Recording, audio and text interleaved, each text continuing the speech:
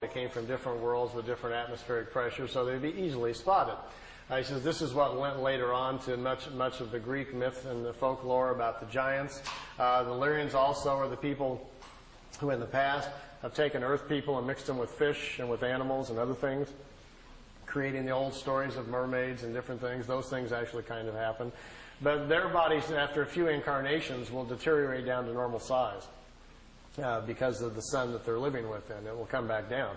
So, no, we can't really. And because we've mixed up 7 or 8 races on Earth that are now even more than ever beginning to intermarry and mix up, there's another big problem, which I'll explain after the break, about how our spirit doesn't go in the right place. We're doing that a lot. We're getting people out of their normal paths where they're not coming in where they're supposed to and when they're supposed to. And that causes problems and puts them within different families where they're out of step and so forth. So there are things that are going on. And I'm going to explain that to you in natural order on the second part here a little bit. Yeah? You get 2 questions. Yeah. Hopping the Atlantic, what's your current feeling on the Florida connections that you worked a little bit on the past? And if you're still in contact with it or feel good about those connections in Florida, has there been any kind of mental communications that have come through? He's referring to a case I looked into in Miami, Florida a couple of years ago. There was a fellow that came forward, said he was having contacts with the Pleiadians, and had some pretty good pictures. Some of them, the pictures were good. Some of the others looked very homemade. The pictures that I liked, I listened to his story and put a video out called The Miami Contacts, and as things will go sometimes in life, made a little error there.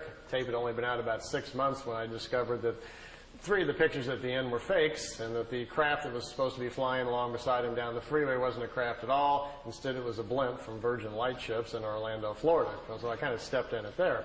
So when I found that out, I confronted him with it, and things didn't go well from there. They went downhill even more. As I found out, the person who helped him put together the videotape he supplied me came forward and said, well, he cut out the strings on the other part and did video effects. Those were fake. As it came down, it looks more and more like the gentleman had 1 or 2 contacts, the early pictures, which I liked to begin with, and I don't think they ever came back. And after that, I think he's taken, like some people will do, to manufacturing them for personal gain or for personal, recognition or whatever. And since I've gotten to that point where I just told him, left it kind of open, says I would love to examine your case more if you can supply, genuine negatives and so forth and proofs we need to really look at the case. But at this point, it looks to me like you're just manufacturing things and make it up. So I'm not wasting any more money on it until, whatever. So I've just kind of left it open, and nothing's happened for the last year or so. Yeah? Yeah, I used to be into making pyramids years ago. I've done some rather good size. I had a 3/4-inch copper filling pipe and followed many books on it.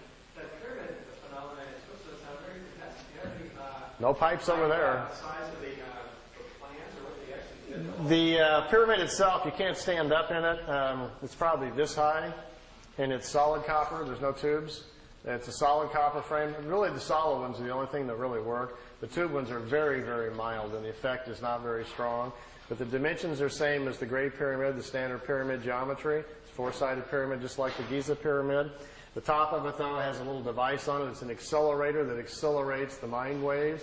So when you meditate stronger and deeper, quicker. So you're out of time within seconds. You don't know where you're at, and you're not allowed in it unless you have the buddy system. Somebody has to watch you go in, and the timer's put on, and they watch you. I wasn't that good, but a couple of the people there at the center float when they get in. After about 10 minutes, their bodies get to such a high state, they start twisting, and they're just turning around in the air. And they have to be on a timer to bring them back down. They watch their bodies so they don't fall on their head and things like that. So some of them are quite astute at it, much like the people in the East are at it.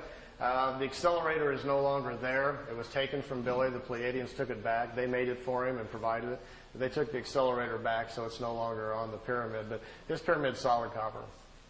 So it's solid, all the walls, it has like a little edge. Yeah, you go underneath. It's copper, right? Yeah. Yeah, you go under, you crawl underneath, and you come up inside of the pyramid and sit down on your little pad and get into position so your head's 2/3 of the way up, the critical spot there where the waves come in. The function of a solid pyramid is to block out the world. See, all of us are broadcasting all the time with our minds, but we're not used to listening to other people's thoughts. Instead, our fields protect us from that so we don't hear it. So my point is that we are living amongst everybody else's broadcast, and plus all the stuff that's in the air all the time, from radios and TV and everything else that's in the air. But you're just not consciously aware that your mind has to defend itself from all these field energies, as well as properties that are moving in the universe.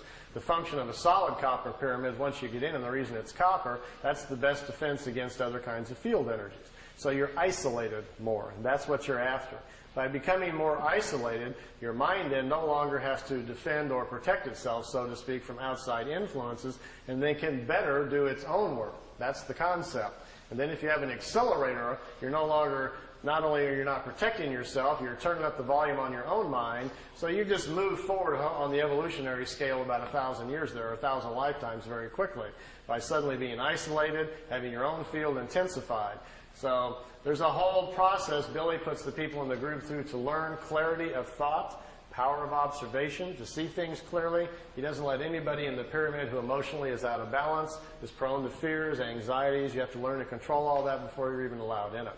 So it's a whole system of mind and thought, which I'll go over with you a little bit on the next section. And once that's obtained, then you're allowed to use the pyramid, and then who knows where you're going to go from there or something. Yeah. No, I never floated around. I'm not that good. But yeah, over here.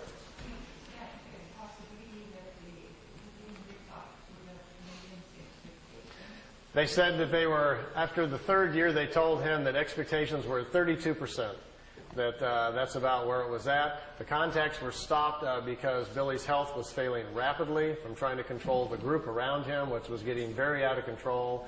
Once the people around him learned what was going on, it settled in on them, the levity of what was happening. This concept of being special set in on too many of them, where they thought they were better than everybody else and they'd been handpicked somehow for the planet. And that thinking got carried away and the group just got very out of control. And at that point, they says, we stop at this point. It no longer serves our interest. So to them, in many ways, and they told Billy throughout the 3 years, that much of this is a test to see how people will respond with open contact with us. We'll have physical contact with you. The people that live around you, we will not have physical contact with, but they will be made to know it's for real. We want to examine what happens to the human condition when it tips over, when reality steps in and, takes over your current thinking. And most of the people at the center did not do very well. The original people all became like, as Billy calls them, pit vipers. All snapping at each other, jealousy, infighting, arguing. Suddenly everybody hated each other, fighting over money, who's sleeping with who, and it became a real nightmare. So Billy was like, stop, stop, stop. This is becoming a madhouse, and then at that point they stopped it. It went a lot longer than expected. Let me show you something. See these tapes? This is Billy's whole 3 years of meetings. There's stacks of paper this high, all of his notes. I took them and put them all on audio tape. This is the whole 3 years of his meetings, and they're in chronological order. As you listen to the tapes, it will tell you, even after about the third or fourth meeting, already they were considering stopping because they could see that it was too fragile for people. It says, we can only take this so far. So they decided to kind of test it out. And all along, all throughout the contacts, they were always very concerned about that. In almost every meeting, they would discuss someone living at the house, how they were thinking. This person is dreaming incorrectly, becoming very fearful. This person is becoming overwhelmed with their ego.